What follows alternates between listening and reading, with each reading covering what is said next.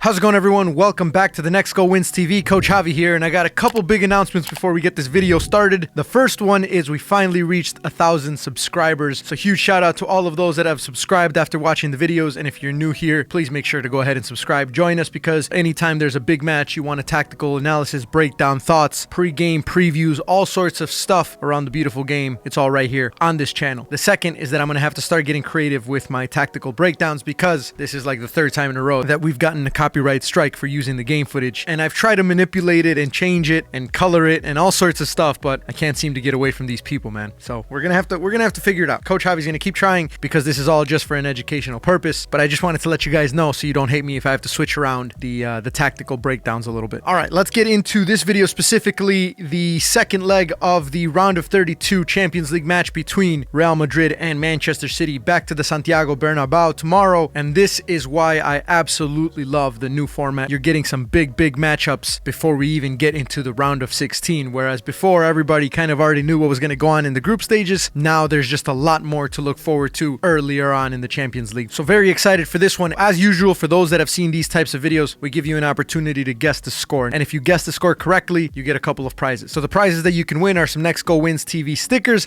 as well as some Champion Grind grip socks provided by my boy Georgie over at Champion Grind. These things are the top of the line grip socks that are out on the market right now, and we'll let you choose between the white or the black. So that's only if you get the score right. So far we've done close to 10 of these pre-match previews now, and not a single person has predicted the correct score. So for this one, go ahead into the comment section down below, let me know what you guys think is going to happen and how it's all going to go down, what the final score is, who's going to win, and you have a really good opportunity to win some prizes. So we'll break down this video into a couple different segments. The first one, we'll talk a little bit about the first leg, then we're going to go into their current form, talk a little bit about injuries, predicted lineups, and then at the end I'll give you my predicted score. So without further ado, let's get straight into it. All right, so it's clear that based on the score of the first leg, Real Madrid are going to be the favorites for this, especially now that they're back at the Santiago Bernabeu after winning the first one 3-2. But if you really look at the performance, and I did do a tactical analysis video on this, I will link that up here somewhere, the first leg doesn't really paint the whole picture. And the reason for that is that Manchester City were up 2-1 before Ederson, I think, made two big mistakes that ultimately let Real Madrid get back in the game. And if it wasn't for those two mistakes, I think we'd be talking about a very different second leg where Manchester City might actually be the favorites, especially after the last match that they played against Newcastle and how they looked in that. And just a reminder for you guys, there is no away goals rule anymore, so if they do end up tying on the aggregate, they will go into the extra time before they finish it off with penalties. And also, there are already two teams waiting for them in the round of 16, so the winner of this match is going to progress against either Atletico Madrid or Bayer Leverkusen. So if I was either Real Madrid or Manchester City, I would fancy my chances against either of those two teams. I also like to look at their current form. What have their results been over the last 5 or so games, just to get an idea of confidence-wise how they're coming into this match before we also take a look at their current injury. So, Real Madrid, not great results over the last 5 matches, to be honest, besides the 2-3 win against Manchester City last week. In their recent 5 matches, they've only gotten 1 win against Leganes 3-2, but besides that, they've tied against Osasuna since they played against Manchester City 1-1, they tied against Atletico Madrid 1-1, and then they lost against Espanyol 1-0. So not great results for a team like Real Madrid in their last 5 matches, but obviously they're coming in with all of the confidence of being up by a goal in the first leg. Manchester City, on the other hand, 3 wins and 2 losses. The 2 losses came against Real Madrid 3-2, and then an absolute thrashing at the hands of Arsenal 5-1. However, they're coming in with all of the confidence in the world after a brilliant performance against Newcastle, smashing them 4-0. They also beat Leyton Orient 2-1 in the FA Cup and Club Brugge 3-1 in the Champions League, which guaranteed their place in this matchup right here in the round of 32. So very interesting because obviously Manchester City coming in with all the confidence from the Newcastle match, and Real Madrid coming in with all of the confidence of their match against Manchester City last week.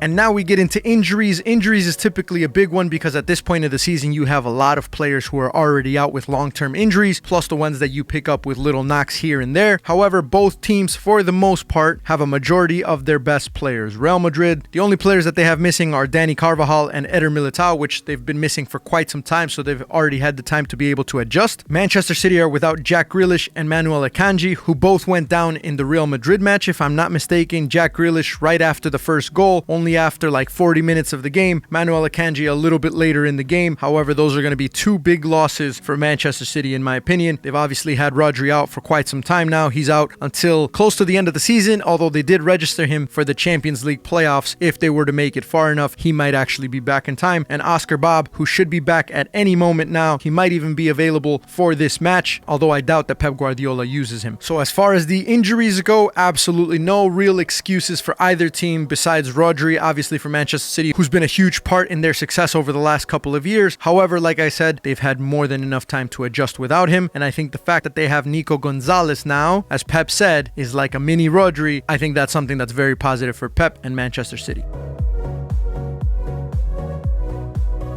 So let's get into my predicted lineups for both teams. Real Madrid, pretty simple as far as their front four. We'll start from the top and work our way down just because I think it's easier that way. Kylian Mbappe is going to be the number 9. We all know that. Vinicius on the left, Rodrigo on the right, Bellingham in the middle. That hasn't changed in the big games. I don't think that's going to change for this one. I think that's just way too much attacking power to leave any one of those guys on the bench. Underneath them, I thought Camavinga played a really good game for Real Madrid against Manchester City in the first leg. I'm not super convinced on Dani Ceballos, but it seems that Carlo Ancelotti likes him and he's chosen him over someone like Modric. So I think as far as the two holding, he's going to keep Ceballos and Camavinga. As for the two center backs, they've struggled a little bit with injuries. However, they have had Asensio and Tchouaméni who have stepped up into those positions for the last few games. They're starting to feel a lot more comfortable, and I don't think the backline has been as bad as a lot of people would have predicted with all the injuries. Valverde is a workhorse. He's an engine regardless of what position you put him in, and I think he's probably going to go with Ferland Mendy on the left. I think that makes the most sense, and of course Courtois in goal. That's not going to change either. Manchester City is a little bit more tricky only because the last time I predicted one of their lineups, Pep made like 5 or 6 big changes. I think after such a big match against Newcastle with a dominant performance against a very good team in the Premier League, I think he probably shouldn't change it at all. Although he does seem to overthink in these big matches, so don't be surprised if this lineup that I'm going to give you right now is completely different from what Pep puts out. I think he's going to go with Ederson in goal, Rico Lewis on the right, Ruben Diaz, John Stones, and Vardiol to complete the back line. I think he has to change Kusanov. Kusanov played in their big match against Newcastle. I think that match against Newcastle was relatively easy from a defending standpoint because Manchester City had the ball so much. I think when they're going to have to defend against players like Mbappe, Rodrigo, Vinicius, Bellingham, I don't think he's going to want to put somebody like Kusanov in. So I think he's going to go back to the experience with Ruben Diaz and then John Stones and Vardiol, who round out the back line and are very experienced players, Vardiol being one of the best players that Manchester City has currently at the moment. In front of the back line, I think he'll go with Ilkay Gundogan and Nico Gonzalez. Nico Gonzalez, as Pep mentioned, like I said earlier, is like a mini version of Rodri. I think he's been playing really well, and so I don't think Pep is going to change him. The front four, he cannot touch these. These are the 4 players that Pep Guardiola cannot move around. He can mess around with the rest of the lineup because he probably will at some point, but Marmoush coming off of a hat-trick against Newcastle, Phil Foden, who's been a little bit quiet, but you always know that he's got a spark and he's got the ability to create something out of nothing, Savinho, who I thought was actually better than Marmoush. Not better than Marmoush, but I'll say this, he had a better performance. He was very underrated against Newcastle because he created a lot more opportunities than anybody else on the pitch, and he was just causing all sorts of problems for the back line of Newcastle. I think he has to stay in. And Erling Haaland, I mean, that guy's got a 10-year contract. He's not getting changed out at any moment, so he's going to be there up top for Manchester City. So from a system standpoint, very similar with a 4-2-3-1, I think, for both teams, although we know that the tactics are going to look quite different. As far as Real Madrid are going to sit in, they're going to be defensively very solid, and then the moment that they get the ball, they're going to try and hit Manchester City on the counter-attack, but they're also not afraid to have the ball, build out of the back, and try and create with a little bit of possession. I think Manchester City are going to bait Real Madrid. They're going to try and build out. If they notice that they're getting high pressed, they're going to hit those long balls into Erling Haaland. The new long ball tactic from Pep Guardiola has been working so well, and they're so good at it because they have the right players that Manchester City is going to take advantage of that. Anytime Real Madrid try and high press, as long as Manchester City has enough space, that long ball is getting played. And if Real Madrid decide to sit back a little bit more, then Manchester City is just going to move the ball side to side, make sure to keep Marmoush and Savinho really far out wide, open up a little bit more space in the middle for Manchester City to be able to play, and I think that's how they're going to get up the field. So it's going to be a very interesting match from a tactical perspective, and it's also a little different in the first leg in the fact that there's already a scoreline. Real Madrid is up 3-2, so mentally they're going to have to manage the game just a little bit different than if it was a 0-0. They know that if they keep a clean sheet, if they don't lose the match, a draw is good enough, so they're not going to have any pressure of needing to score, but they are going to try and pick the right moments to put the game away. And so now that we've gone over the tactics and the predicted lineups of both teams, let's get into my predicted score.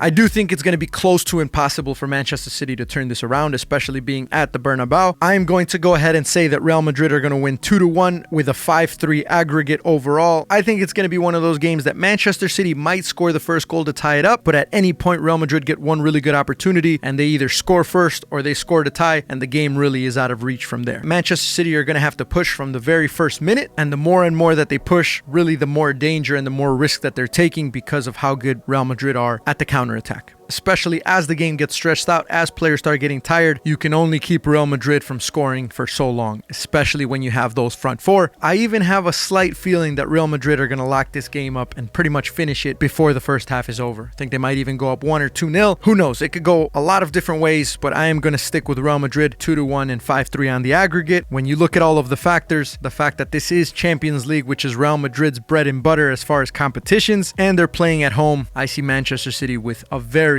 small chance. However, I did also predict that Newcastle was going to beat Manchester City, and Manchester City absolutely smashed them 4-0. So I could be very wrong. Let me know what you guys think in the comment section down below. Remember, there's some prizes that you guys could win if you accurately predict the score of this match. And remember that anytime there's a big match coming up at the weekend, I will have a pre-match preview for you guys to try and win some prizes by guessing the score correctly, but also for you guys to just kind of get familiar with what's going to happen in the game. So that's it for this one, guys. I appreciate you tuning in, and we'll catch you in the next one.